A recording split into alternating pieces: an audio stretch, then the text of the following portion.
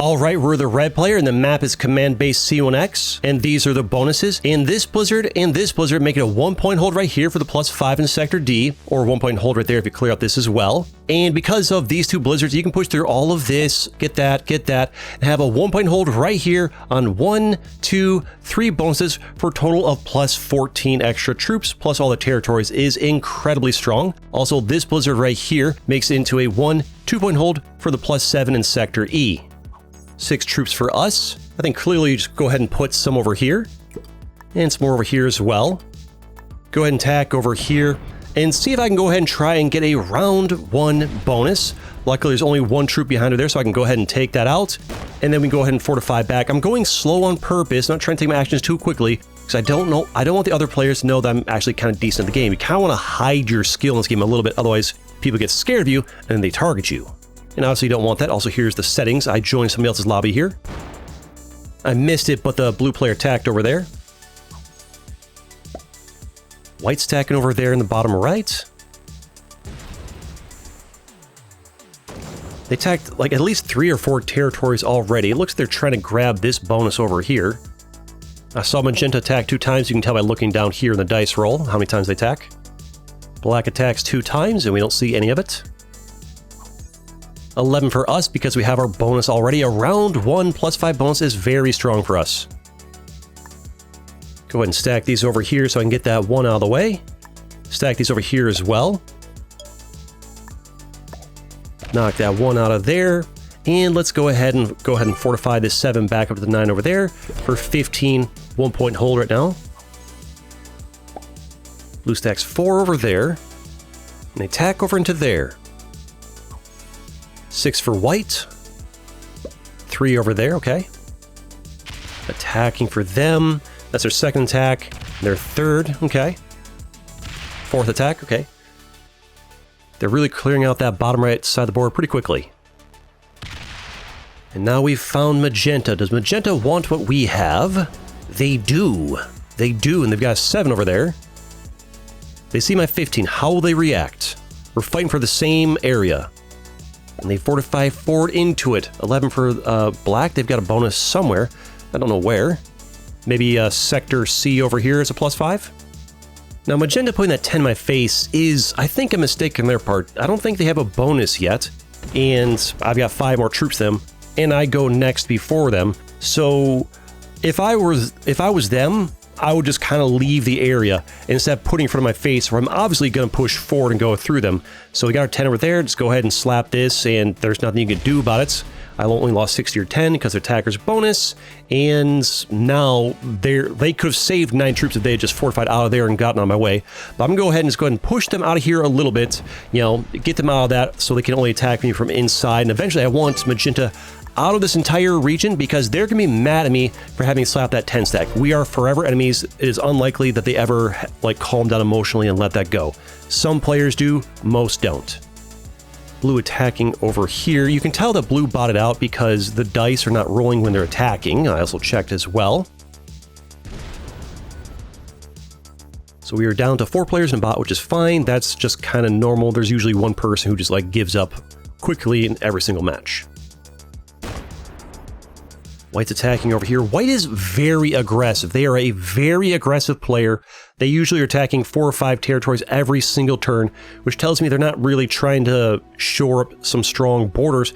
They're trying to do the thing where they just have so many territories because you get more troops based on how many territories you have. And trying to like maybe hold some bonuses in the fog without other people knowing. 4 troops for Magenta. What do they do with them? If they're smart, they pivot elsewhere because I don't think they can beat me for this bonus. Since I had a round 1 bonus and they did not. A couple attacks from them and I see none of it. They fortify forward over to me. Interesting. Again, I think that's a mistake on their part. They need to just leave that region alone. 12 troops for black and they attack out there hitting blue. They see my 16. Ooh, and they lose 4 attacking a 2. A 5v2 and they lost 4 troops. That's unlucky. Good for me though. Maybe they want that bonus over there. 10 troops for us. Obviously, we stack them all right here. And I think the time to attack magenta is now, because they could have a card trade on 3, and I don't really want them stacking more troops in here that I have to take out later.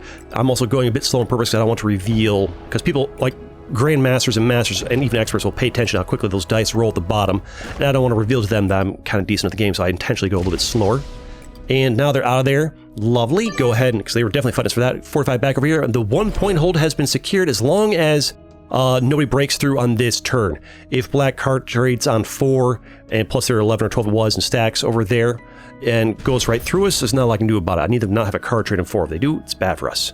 And magenta, if they have a card trade in 3, I mean, they don't have much trooper income, and they'd have to come from halfway across the board. I don't think they'd be able to get through our 15. Also, white has got, was it a plus 15? That's terrifying. I don't think white knows that I'm over here and that I'm so strong, so hopefully white doesn't come for us. 3 for magenta, even with a card trade on 3, it'd only be 4 for the first card trade magenta would give them, and they did it. Gives them a total of 7, but that won't be enough to crack my 15, even if they want to. And we can see that they botted out because the dice are not rolling, even though we see that bot attacking, which is fine. 3 human players and 2 bots is actually still a really good match. 12 for you, and you opted to not card trade and push through me. If maybe they didn't have a card trade in 4, maybe they didn't want to fight me, because if they go through and attack me while white's going crazy over there, white just runs away with it. Maybe that's why they opted not to break me, or maybe they didn't realize and have the card trade. I feel like if black had card traded in 4 there and stacked over here and pushed in through me, that could have been really good for them. If white just didn't notice, and, you know, I was the kind of quitter type, but 21 troops, yeah, white says well played. Plus 21 troops is insane for us. Very strong. Let's go ahead and get a card over there. And I want to hold this bonus for a few turns and really strengthen that 1 point hold before I go out and attack you like crazy. 36 troops sounds like a lot. It sounds strong, but when white's getting plus 15 a turn, they can card trade. If I leave that as like a 10 or 20 hold, somebody could break that. So with this map, you need to have like a big stack protecting your 1 point hold. Especially when you don't have, when it's not capital mode. 7 for white tells me that black probably broke them last turn, or maybe one of the other 2 players, bots, whatever did. Which is good for me, because, well, I don't have to deal with that. Let them fight each other while I just sit here unassailable and get nice and strong. I'm seeing lots of attacks from white down there. Just paying attention to these dice. Oh, hello. 3 for magenta. Stacks them right there. And tax white. 7 for black. Did you get broken? Okay, so I think black broke white that one turn, and then white just got done breaking black in response. I don't think it was bots that broke them. Card trade of 10 for you. So 17 troops you just got. What are you going to do with them? He's attacking a lot. I have to assume you're going back and breaking white again, right? I think black and white are having a big old fight in the fog, probably in this region over here if I had to guess. 21 troops for us is powerful. Card trade as well, plus 12. I think we should swap that out for the cavalry over here. 12 more troops to deploy, 33, stack them over there. Nice. Go ahead and get a territory over here, or a card rather. And we can just go ahead and fortify this fort over here. And I put on that 5 because I want to just go ahead and use that to attack fort again. I don't want the bot to stack and hit my red 1 out of there. Well, it would have been a 1 if I had, left that. Or fortified it back, rather. Blue seems to want, I believe it's Sector A over here. Plus 10. 7 for white, so again, I imagine you don't have any bonuses, you just have a lot of territories. Because the smallest bonus in this map is a plus 5, and your minimum troop income is 3, so plus 7 means you just have a lot of territories, you're not holding any bonuses. He's saying thanks. Are you trying to, go good neighbor? I think he, moved up to black, didn't break him, and he said thanks, trying to, do diplomacy. Thanks is like the equivalent of, the fist bump of, hey, let's get along. For those that are in the know of, the risk meta. Plus toll for black, which means white didn't break him, so I think they are trying to do diplomacy. We'll see if black understands it, or if he attacks white again. Because the 2 of them need to stop fighting and deal with me. I'm gonna be insanely strong over here. He's laughing, which tells me that black probably did not understand the thanks and just kept on attacking him. I imagine black's breaking white right now. He's attacking a lot. 21 troops for us. Stack them all right there, and use my 5 to tack into this 1 over here. And we see a 2 from black and a white from magenta. Not worried about that. Go ahead and fortify that forward over there. Same reasoning as before. You know, just want to keep moving that forward. Slowly gain a bit more vision, but not invest too much in it just yet. Blue stacks a bunch against us over there. Now that 16 over there could be good, because if somebody goes to eliminate blue, like gets through here and goes for this, they'll surprise big 16 over there. They might fail the elimination and feed a bunch of cards to me. 13 for white. Okay, maybe black did not break white. Not sure why he was doing the laugh icon. Clearly black did not break white, right? Or maybe he did, but white just had another bonus. Maybe black did not break all of white.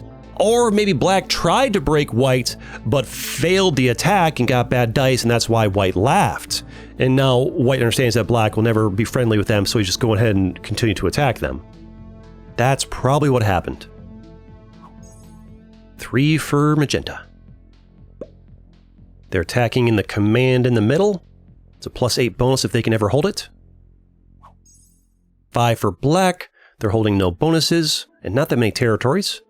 Between 15 and 17. 20 troops from the card trade on 4. Where do you think that's going to go? Probably back at white.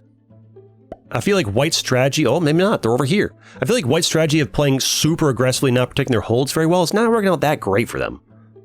Mostly because black is just not having any of it. Okay, your attacking over here tells me you're probably trying to eliminate blue. Not sure why you sent in so many troops. You could have left some behind. You could have put in just enough to do this and left more back here. Oh, because you have a 28 stack over there you're going to use to try and finish the job. But you know, I was talking about that 16 stack hiding back there? That 28 stack might not be enough to take him out. Also, why are they trying to eliminate blue when they only have a single card? It doesn't make sense. Make it make sense. Why are you trying to go for a kill on blue when they have one card? And yeah, they hit that 16. They were trying to eliminate blue. Why? It's a single card. I mean, you can see that I'm blocking this. It doesn't make any sense. But we get 20 troops. Stack them all right there.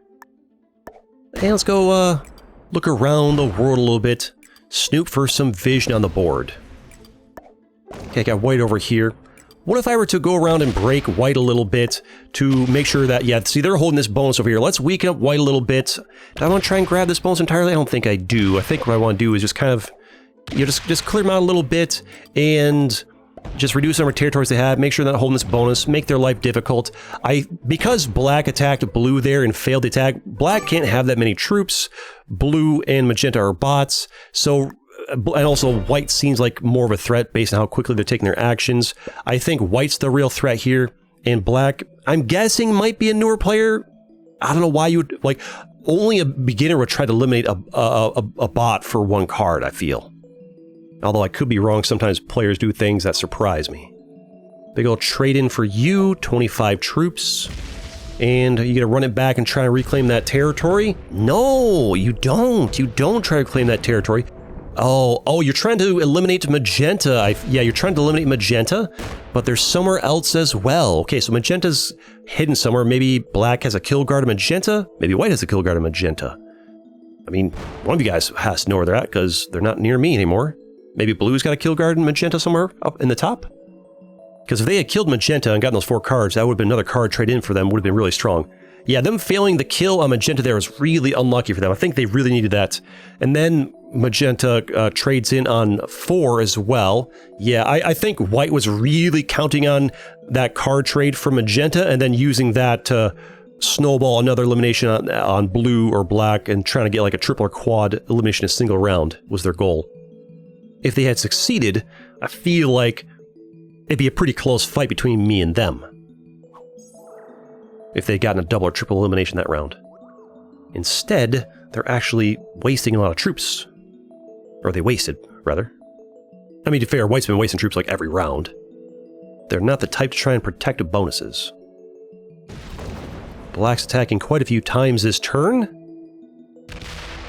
For what purpose? I don't know. Just try and push white out of their region. 23 troops for us. And a card train of 5 plus 35 troops. We take these 58 total troops. Go ahead and put some over here. Nice even 100. And put the rest over here so we can go ahead and do some more attacks on white, because I do feel like they're the biggest threat. and I would like to keep pressure on them as much as possible. And also it's good to just kind of snoop out the board, and maybe I can like see where Magenta's at and get a quick elimination on Magenta if they're low on troops. We'll see. I honestly expected white to be more in this area than black. I was hoping to be attacking white a bit more over here, but at the end of the day, just finding out where things are at, getting vision on the board, getting more territories for myself is still useful for us. Go ahead and check over this way, because why not? We found Magenta. 7 troops for you. Do I take them out? I don't know. They might have a bunch more spread out. I don't want to try to eliminate them this round. Let's go ahead and move this over here. That way I can use that to push back towards the middle. Blue puts 3 over there. It attacks back that way. It occurs to me I could have eliminated blue for cards. To be fair, it's better to wait for 3 cards for elimination rather than 2. 3 for Magenta. They attack towards us a little bit. 8 for black. I don't think they have a territory. They'd be more than 8, so they just have a lot of troops everywhere. 40 troop trade-in. Yeah, watch out. Even a beginner player, if left alone long enough, can do damage with the progressive card trade-ins. I can't guarantee they're beginner, just that one weird attempt of killing a bot with 1 card makes me think beginner, but you never know. Even experienced players make misplays sometimes. Also, sometimes I just... there's the elimination. Yeah, I should have gotten them last turn, but it is what it is. They're doing more attacks. They end their turn. 34 troops for us. Go and stack these over here. And maybe we try to get the bot elimination, but the bot is somewhere else. I really thought the bot would just be exclusively there. So that is, you know, a thing. I guess we can kind of hunt around a bit, try and find him. Also, I do want to go ahead and apply pressure over here, so go ahead and do this. I'm attacking a little bit fast. You're kind of revealing my speed, but I think at this point in the game, I don't really need to hide my speed so much as I need to kind of like roll around the board and just get stuff done. I don't know where the Magenta bot is hiding. I think we'll go ahead and clear this bit out of here just to make it simpler to know what's going on. And I don't have enough troops to get the job done. So I guess we can attack over here and just... I mean, maybe I shouldn't have done that. I think... So black was trying to kill guard Magenta, but looks at things. We might as well keep attacking black, get some pressure on the board here. I also can use this to attack over here and get Magenta this way. Yeah, get the elimination on Magenta. Get the 3 cards from Magenta plus my 3 gives me 6. Gives me immediate card trade to reset the timer. And gives me another 47 troops is very nice. Slap these over here. And my 65's pinned, so let's go ahead and just fortify this back over to here. And now we're in a very strong position. Only 3 players remain. All humans, all players. No bots. A very quick attack from them. They fortify back. They're probably trying to like just get a card trade because I don't think they've got a whole lot going on. Gotta watch out for this guy as well. What are you up to? 50 troop trading. Right now, with some good card trades on their part and some misplays on my part, the 2 of them could gang up on me and devastate me if they had the presence of mind to work together, which they might. Well, I do see him attacking him white a couple times there. Now he's going for us. And he's going for white again. Is he trying to get elimination on white? He might be trying to get the kill on white here. Or trying to set up for it. I don't know. He is trying to get the kill on white. But he's got to find the last piece of it. He should have vision on every white territory, right? Yeah, he should. He gets the kill on white. That's 4 cards plus his 1 gives him 5. Gives him an immediate card trade. Gives him another 55 troops or whatever. So he just got 100 troops this turn. So I still think I have more troops than him. My 192 to his probably 100, 120, something like that. But if he's able to attack very quickly through my territories, break my bonuses, and I struggle to keep up with him on speed, then we could have a pretty close match over here. Also, perhaps he's more experienced than I gave him credit for because he did have the presence of mind to eliminate white for cards there. They're experienced enough to understand to go for kills. Maybe they just made a mistake when they tried to get the bot kill with 1 card. They're doing a good job breaking my bonuses. 38 troops for us. Card trade of 62. 98 over here. Stack on my 2-8. Let's just go ahead and kind of clear through here a little bit and just... I need to carb through the board as much as I can. 27 stack over there. And I gotta do some splits over here. Let's go ahead and attack over here. Slide that down a little bit so I don't waste troops because the new balance splits will fix the the slider issues. Oops, accidentally zoomed in there. Didn't mean to do that. And I forgot to move my slider back. Yeah, I can't wait for the new bounce blitz to come in a couple months, however long it's going to take. We'll no longer have to do those sliders to... It's complicated to explain, but currently you have to like do the slider thing to fix... anyways, it'll be a non-issue in the future. Once the new bounce blitz comes in, no more slidering. It'll just automatically work the way you think it would. Let's keep attacking over here in command. Try and push you out. I think we're looking pretty good over here. I mean, my movement speed seems to be keeping up pretty well with his. I don't think we'll get the elimination this turn because I had too much time having to do splits, whatever. Also, I moved the wrong... I moved the stacks the wrong way. It was supposed to be 15 where the 99 is, and then 99 where the 15 was. But I didn't have enough time to get him that turn either way. I think they bought out because they ran down the entire turn timer. Plus 8, yep. Yeah, they bought it out. The only person that did not bot out was white. Let's go ahead and just go ahead and do some damage over there. Should be easy to take them out. Go ahead and clean up the rest of this. Even though they're gone, give a good game, well played in spirit. And we push them out. And there it is. You'll love to see it. White was a Grandmaster. This is my first time ever beating a Grandmaster, I think. Alright, we're the white player and the map is world, and these are the bonuses. Red player says good luck, will say good luck back to them as well. And this blizzard right here makes it into a 1-2-point hold for Africa once you clear that out. And it also makes it into a 1-2-3-point hold for Europe. This blizzard and this blizzard don't really do a lot. And blue slaps the red 3 out of there. I wonder why. Because they want to connect their troops up so they can fortify. But they didn't fortify. 3 troops for us, and I don't know where to go because red's very strong over there, but I'll just go ahead and put 3 down there. That way red's less likely to slap that 4 out of there, so I can try to like minimize my troop losses and get a card over there. I think my goal here is maybe not necessarily to try and hold a bonus, because I don't think we're really strong for any bonuses at all. This might be a match where we just don't get to hold a bonus early on. It depends what the other players do. A 3v1 and it fails. That's only an 11% chance to fail. They try the 2v1 and fail that as well. Why not just hit it? If you want a card, hit the 5 into the 1 and the attack over there. I'm not sure why they want to attack that 1 so much of mine. They fortify over there. A strange turn from purple. I think they're going for South America as their end goal. Red's gonna... Are they gonna slap my 7? No, they slapped the purple 3. Why? Connect up the troops for fortifying.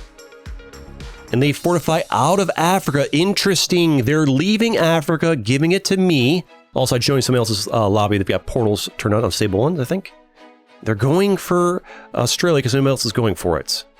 I guess they didn't want to fight me for Africa. Works for me. I was just trying to delay them getting it. I was hoping they'd like move out of the way and let me get my 7 stack out of there, but if they want to give it to me, I'll take it. Blue stacks 3 over there. And they attack into North America. Why? And they attack my 2 over there. And attacking over there. I guess they're going for Europe.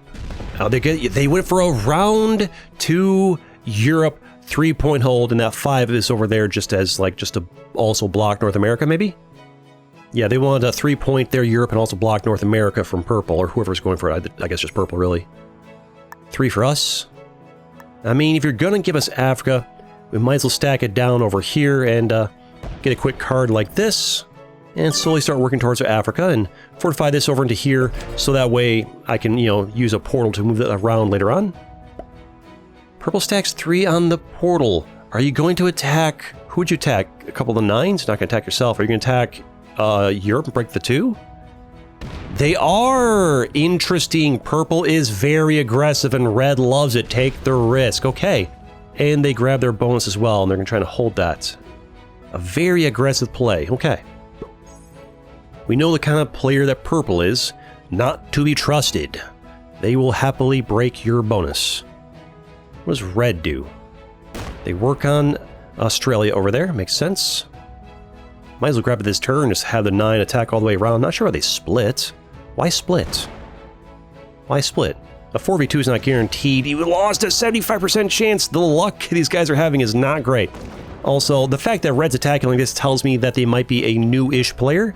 An experienced player just would have rolled that 9 all through, like, hit here, here, here, and then going back and fortify back, and actually could have just fortified over here. So, red's clearly not a Grandmaster. Neither am I. I'm probably expert level, maybe master level. To get Grandmaster, you really gotta sweat.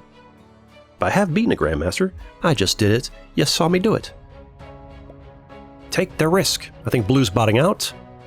Got broken and they just like threw in the towel. 3 right there. And a quick card in North America. It's our turn. Yeah, they did bot out. Here's the thing. I would like to grab Africa this turn, but purple's got 9 stacked there. And I don't really trust them. I don't really want to stack next if I don't have to. Let's fortify that over there so I can fortify that back through the portal next turn. I'd rather have, like, grouped those 3s onto that 9 sooner, but I need those troops over there for dealing with purple. I need to be strong to deal with purple. Because if they broke blue, they're probably going to want to break me. 5 for red. Right there. Attack the purple 1. And they fortify back over there. What a strange spot to fortify. Why? Do they not realize that this does not connect to this? Is this like a really new player? Thinks Australia's a 2-point hold? 4 troops from blue. I feel like a really new player would have just fought me for Africa. They attack over there. And blue secures Europe again, but this turn in the hands of the bot. And they attack there as well. Will purple break them again is the question. 3 troops for us, put them right over here. And go ahead and attack over here against the bot. Leave that 11 sitting over there. And I need to hope that, yeah, let's go ahead and fortify this over here and hope that purple's not going to hit that. Leave the 1 vulnerable from behind. We can get broken from behind. I just want to have a big stack here, because now I'm not only protecting against purple, I'm also protecting against the bot coming in over there from Europe. So we kind of trust that red might not break us. If we get broken, it's not that big of a deal. The important thing is just don't let blue or purple kind of pressure this spot for us in Northwest Africa there. Where are you going to attack? You going to break the bot? No, you hit my 3 instead of the bot's 2 in Europe, or blue's 3 right next to you, specifically going for me. Maybe because I'm getting a +3 every round more than your guys' +2, and you want to kind of balance that out? Or maybe you just want to leave that path open so that, like, if you, anytime you need to, you can stack big here and go through this way. Also, time to, like, reveal the curtain for those of you that haven't figured it out. My previous video on the channel, on Open Front, I did voiceover commentary, where I pre-recorded the gameplay and then watched it back myself and did, you know, obviously by myself, and did commentary after the fact, kind of like doing the present tense, acting like I'm doing it in real time. Sometimes going back and forth. And I'm doing the same thing here, this Risk, to see how the Risk viewers like it. Because in the Open Front, most people loved it. Like, the response was very, very positive that you guys liked the voiceover commentary. And I also really enjoyed doing it. And so far, I'm trying to get in Risk, see how I feel about it. But not only am I doing it in Risk, I'm also doing it with this little yellow cursor over here.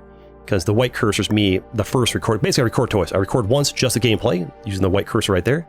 And then in the voice over here, I'm using my mouse cursor again, but I made it bigger and yellow with a trail behind it so I can, like, you know, show stuff. Also attacking over here so I can, this is where I just now saw the 2-point hold. I didn't realize there's a 2-point hold in Africa until, like, this turn. I just now realized it. And the last video, this video, the next few, even probably for a while, the voiceover videos are going to be very much trial and error, figuring out how I like doing it and how most of you like doing it. No matter what I do, some of you will hate it and only want real-time commentary, but based on how overwhelmingly positive the feedback was in the last video I did for Open Front's voiceover, it's going to be a thing as long as I enjoy doing it, because clearly a lot of you like it too. Now the question is, a lot of you didn't even notice this voiceover. Now the question is, how much can I get away with doing past tense, talking about other things? Does this break the illusion and cause a problem? So it's going to be some trial and error. I find the way that I like doing it best is being able to bounce back and forth based on whatever I feel like. Let's get attacking one over here. So they're going for me again, but it makes sense to go for one there. Over the course of the next 5, 10, 15, 20 videos, we'll figure out how I like doing best. Fortifying back there makes sense because it's a portal there now. I think once I've gotten the flow and, like, voiceovers on at least some of the games I do, it becomes normal. I'll talk about it less like I am now, and I'll just naturally switch back and forth. The problem is, like, my current audience is accustomed to no voiceovers ever. So there's got to be, like, there's a bit of a growing period where I kind of, like, got to get all the old viewers accustomed to me, the fact that I do voiceovers on some of my games now. It feels a brand new channel. That, please don't hit my 11. Ah, they hit the red, good. I already know what's gonna happen, but whatever. Actually, I kind of forgot. But yeah, and so I kind of like got to do this thing where like I start the video like it's pretending like I'm doing real-time commentary. Then after we've been doing it for a while, surprise, it was voiceover commentary. Oh, turns out you actually liked it. Get you guys kind of used to it. And then eventually, maybe, you know, a couple months from now, I can just do whichever I feel like at any point in the video, because I don't really like having to like hide. Oh, it's the start of the video. I cannot even.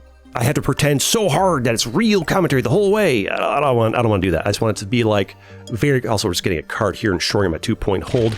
Trying to keep myself similar strength in purple. I don't want purple to break me over there. I don't want the bot to card trade and hit my 17 as well. I want to keep this here, but you know. Eventually, I want to get everybody on the channel either on board with the fact that we're doing voiceovers on some of the games I do, or to just unsubscribe and leave, because so far I am loving this. It feels really good to just like do one thing at a time. Basically, I'm just not a multitasker. I've been forcing myself to multitask playing the game and commentating at the same time for years, and depending on the game, it's pretty chill, like, you know, but games that are like really thought heavy, that are very like emotional, can get emotional in a negative way, the PvP games that make me angry, and you just games that are really complicated, those are games that just, it's just so much more chill to just play the game, focus on the game, do commentary. The fact I'm talking about this too much, but it's the second match of the video, whatever. All the people who are like super casual viewers, I clicked off the first match ended. You tagged me over there, you tagged my other one as well. In proper voiceover videos, I'm still going to mostly talk about the game. I'm talking way more about the fact that I'm doing voiceover right now than I normally would. I'm just like, this is only the second video that I've done it, the first for the Risk audience, and I'm trying to get as many of my viewers, especially the core audience who like watch a lot of my stuff, to understand what's going on and to either be okay with it or just to kind of like accept that the channel might be moving in a direction that you're not okay with, and you just kind of either got to accept it or like just watch somebody else, is kind of how it is. It doesn't feel good to say that to you guys. It probably doesn't feel good for you guys to hear that, but ultimately, there's over 100,000 of you. No matter what I do creatively, somebody's gonna have a problem with it. And my job is to look at the big picture of like what works for me creatively, what keeps the channel alive well enough, etc., etc. But yeah, so like I'm loving it so far, and I would have liked to eventually get to the point where like I can just do voiceover like this, you know, maybe edit out more of the downtime as I'm talking like this, where, you know, I'll try to talk more about the game, but I don't have to at the start of the video pretend like it's present tense to like make people be okay with it. I can just bounce back and forth based on whatever feels right in the moment, and as long as we can get you, as long as the end product is good, great. But anyways, I've been rambling about that. You get the point. Sorry, I'm a little bit OCD, literally, and I ramble a lot, so it's hard to get my thoughts. Whatever. You get it. And if not, I can explain it in a later video. But basically, what we've been doing here is shoring up our 2 points. So if we're not really trusting each other very much. I keep having to stack more here because the bot's a threat, and he's stacking more because he's scared of me. Red is doing this weird thing where they're stacking this 26 over here. I don't get it. Also, this yellow cursor thing, like, I would like to be able to use this thing freely and constantly. I mean, I'm not going to do this all the time, but like, you know, whenever I feel like it, point to this over there and move it out when I'm not using it. Decent, you know, don't use it so much that like it's just constant yellow and annoying. Like doing this the whole video would be annoying. But I would like to be like, yeah, like, you know, every here and there, like, okay, why is this here? Oh, we're over here. And if I'm having to constantly pretend like it's present tense, this is a dead giveaway that it's not present tense. It's like, or pretend like it's real time.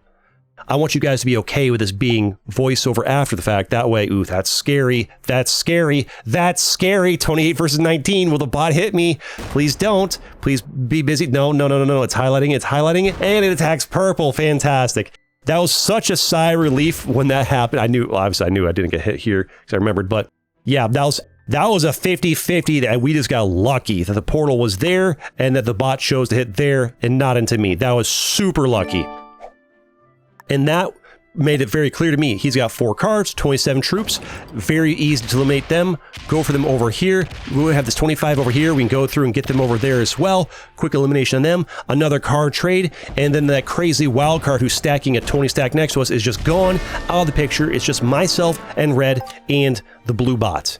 And I think they said well played or something, but that's nice for us. 22 troop card trade in.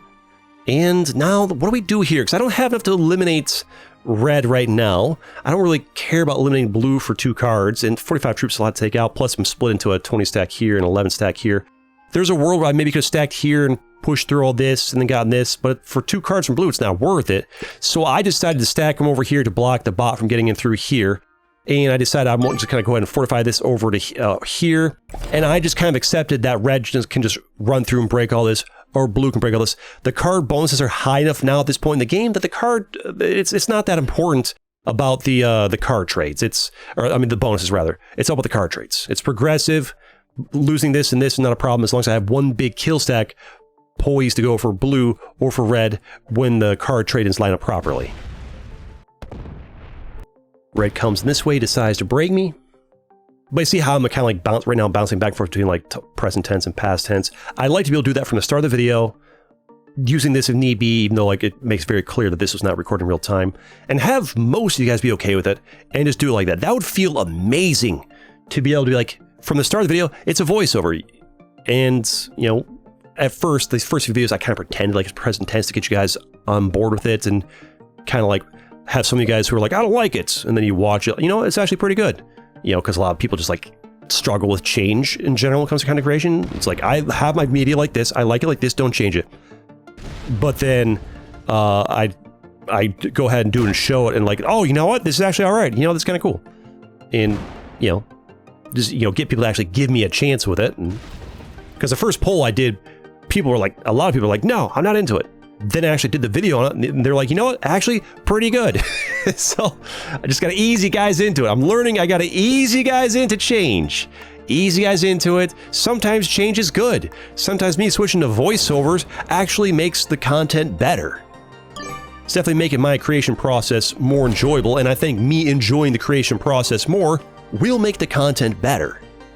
Because ultimately, fundamentally, what is enjoyable about content is like just seeing the creator having a good time.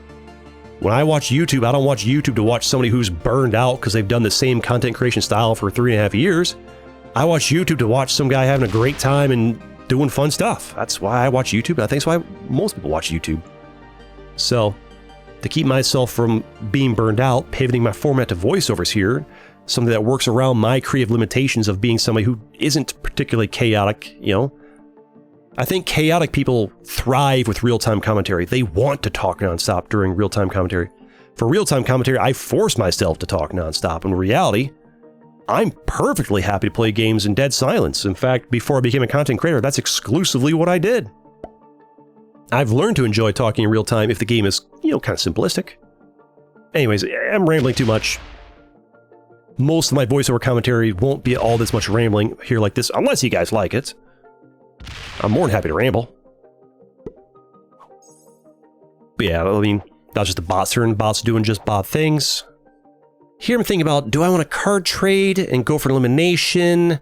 What do I want to do? Like, I'm just really thinking about, I'm not sure what to do here because I'm doing the mental math. Like, can I eliminate somebody here? How many troops will I have left? If I eliminate blue, I'll get their 4 cards, but I lose probably 50 troops doing it. I decided that the correct thing to do was to card trade early for safety, so I don't get eliminated by red if they have a card trade on 3 or something like that, because that card trade on 3, stack it here, go over here, boom, clear this out, get me out, get good dice, so, you know. So card trading early protects me against that. Now I've got my 89, you know, stack ready to go for blue, or if need be, can come through here and go for red. Based on how things turn out. Red goes over here and breaks me. That's fine. I think they're still thinking in terms of bonuses rather than eliminations based on the fact they have 1, 2, 3 stacks, or I guess 1, 2, 3 stacks. Also, let me know how you feel about the trail. I kind of like the trail on the mouse here. That way, like if I'm like, I want to attack from here to here, here, here, here, here, it kind of like shows you the trail of where we're moving. But if the trail just like already hates the mouse cursor trail that comes behind it, I can get rid of it. I just kind of like being like, this bonus here, having the trail makes it easy to like show a circle around the trail, but we can get rid of it and just have just a normal cursor that is big and yellow. We're figuring it out. That's the important thing to understand as we do the voiceovers here. I'm figuring it out as we go.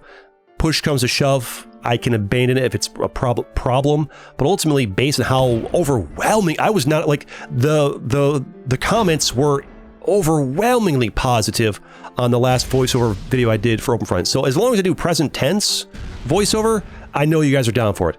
Now, if I do voiceover, that's like from the get-go, is kind of like past tense or bounce between past tense and present tense. I've yet to find out. I didn't really test out this video either, apart from like, showing this. I know what I'm doing here in the second match here, where I'm barely talking about the match. This is not good. Most of you guys won't like this. You want me to talk about the match, and mostly about the match. And in most of my voiceovers, I will do that. Over here, I decided I want to eliminate red. But I just figured since it's only the second video, might as well like kind of talk about it, explain what's going on here. But yeah, once we took out purple and red, it was kind of like a beginner player. It was pretty clear we're going to take them out. So he's saying oops here. I know so he's saying that I made a mistake or if he made a mistake. But either way, we give him a good game well played because we're taking them out of here. But yeah, the feedback I'm mostly curious about you guys in the comments is how you feel about the mouse cursor. If that like ruined the illusion to start, or do we even need to bother with the illusion anymore? Because I'd rather just like kind of like, all right, here's the game, they got a banger for you, and just drift back and forth between present tense and past tense and see how you guys feel about it. Because, obviously the way I'm commentating right now, right where I'm barely even talking about the game, that's not how I'm gonna do the commentary. I'm gonna try and get blue out here as well. But there was a moment here while I was doing this past tense commentary, and I had an excited reaction because it was like just fun seeing it play out again, the hype moments. And I think that's what you guys like about the real-time commentary, is the fact that I had these like little hype moments. But I want you guys to understand that like I think he realizes now that we won, give him a good game well played. I want you guys to understand that even if I'm watching my own games back, I can still have these fun, emotional reactions that you guys like, because that's just how I am. Like I was hyped the first time it happened. I watch it back a couple hours later when it's time to record the final video here, and I have the same reaction all over again because it's still a hype moment. That's actually really nice. The blue bot cleaned up a nice path for me. I can portal from here to here to here, and then hit this, at least from there, and then portal from here over to here and path through beautifully. Beautifully. But yeah, this is a test video. This is not a representative of how I'm going to do voiceovers and Risk so far. This is mostly an experiment, and also just to give you a vague idea, an explanation at the end here that I normally won't do in these voiceover videos. Normally the voiceover videos will be just me talking about the game almost exclusively, rather than rambling like I just did. So if you hate the rambling's not going to be a standard part of the voiceovers. I'm just doing it here and there as I get you guys used to the voiceovers. But there's the victory, newer players, but there it is. You'll love to see it. And I've got plenty more videos you can watch too, like this one right here. See you next time.